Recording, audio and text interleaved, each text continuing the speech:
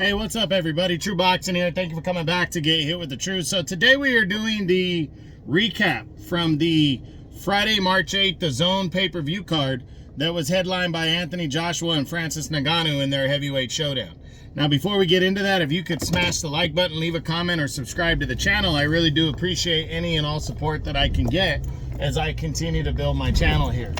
So this fight, really was a good one.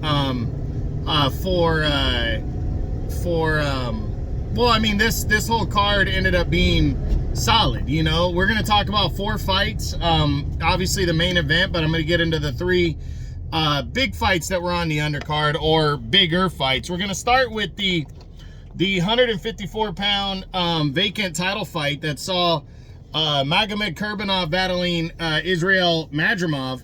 And this one, surprisingly, you went in really not knowing what was going to happen in this fight, because you had 2 guys that aren't generally big knockout fighters, but both undefeated records, both, fighters from Europe that were trying to make a name for themselves, as Jermell Charlo had been stripped of his 4th and final belt, named WBA champion in recess, and these 2 guys were the top 2 contenders. So, and the fight kind of got, I think these 2 guys knew they were going to be fighting for something soon. So they had prepared, and the fight was good to go. And I was just, I was really impressed with Madrimov, the way he just attacked, and he was just so sharp and punching from different angles, and he really just busted up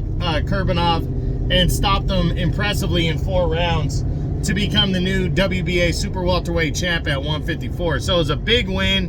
Again, he was just all over Kurbanov. Kurbanov, did okay, but he just didn't seem to react to, Madrimov's movement and his attack. Like I said, Madrimov was attacking from different angles, and he just was kind of popping in, boom, boom, boom, popping out. It was a very good, balanced attack. And Kurbanov just really had no response for it. He tried, but he just had no response, and that's going to drop him significantly in the top 10 here. Madrimov kind of has the world at his feet now, as Eddie Hearn, said that he wants to bring him over and fight the other champions and get in line and fight whoever. So, big time win for Madrimov. He's the new champion. Really looking forward to seeing what he does next. We'll discuss his what's next, and Kurbanov's, if I feel Kurbanov deserves a top 10 spot still following that performance. I'm going to evaluate, and we'll get back to it next week. We'll see what happens. But I think, needless to say, he's going to have to definitely start at the bottom again and work his way back up if he really wants to be, in the mix here at 154 pounds or another division.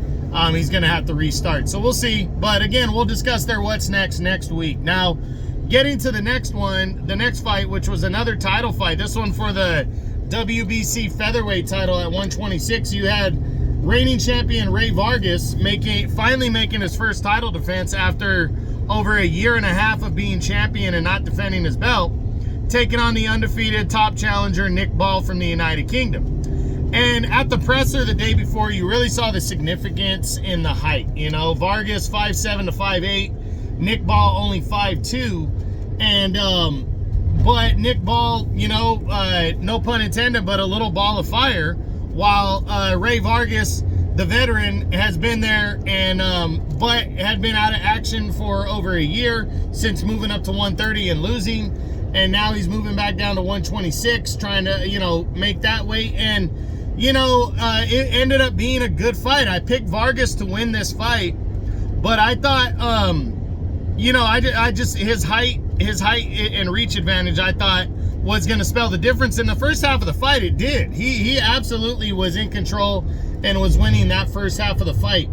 But the second half of the fight was all Nick Ball, pretty much. Vargas was in the fight, but Nick Ball had finally pressed forward and gotten closer and started making more of a brawl of it. And he ended up scoring 2 knockdowns. One of them should not have been scored a knockdown. It was a push. And that ended up being very significant because if he didn't get the knockdown call, Nick Ball, he would have lost the split decision to Vargas. So that definitely was significant. But I didn't have a problem with the final call of it being a draw. I didn't have a problem with that because it really was a tale of two halves of a fight, you know? I mean, you had Vargas in complete control in the first half and Ball controlled the second half. But with Vargas, it's kind of like you don't know really what to take from his performance, because what I've noticed with Vargas in his two fights at featherweight in particular, against Magsayo to win the title and against Nick Ball to retain the title on the draw, what I've noticed is he knows he's not a big knockout fighter, and I have seen this before with him, but it's not as telling at the lower weight classes. He knows he's not a big time power puncher, so it seems like he controls the action early on, and then it's a combination of his stamina but also his Mexican warrior heart, where he wants to knock the guy out because his confidence is high because he's been in complete control of the fight so far. So he starts to go toe-to-toe instead of using his height and reach in the second half of the fight, and that's costly to him. It really is, because that gives these other guys a chance to be in the fight. Like Magsayo, I thought he was in control of that fight as well halfway through. I had him winning by a solid lead, and then he allowed Magsayo to get closer. He started trading. It seemed like he was trying to knock Magsayo out, and Magsayo ended up putting him down in that second half of the fight as well, and lost a close split decision to Vargas. So Vargas, you know, just he does play with fire, but he just has that Mexican warrior heart to him, and you know, we got to see what goes down for him moving forward. But we will discuss both these guys what's next week when I do my what's next videos. But good solid performances out of both of them. Again, really don't have a problem with the decision. I know some people did, but I thought it was a solid fight and a solid decision. I didn't think there was really any controversy to cry about. And then the co-feature, Joseph Parker and Zhilei Zhang for the WBO interim heavyweight title. Zhang coming in the favorite, but Parker a very live underdog, and Parker has done it again as an underdog. He went in there, took 2 knockdowns, but got up and just controlled the action and outworked Zhilei Zhang to a close majority decision win. Now, it's not pretty the way Parker's getting it done, but he's getting it done. And here's the kicker. Parker never really was a pretty fighter. You know what I'm saying? Like, he didn't really fight that way when he was world champion. When he beat Andy Ruiz, and when he had that, almost 2-year title reign before he lost the WBO belt to Anthony Joshua in their unification bout, he fights a slow pace and just outworks you, and he has enough power to keep you honest, but he's not a huge power puncher. But again, he has enough power to keep you honest, and that's what he did against Zhilei Zhang. He took Zhang into the deep waters. Zhang, was tired and just could not muster up that energy to go after Parker and finish him.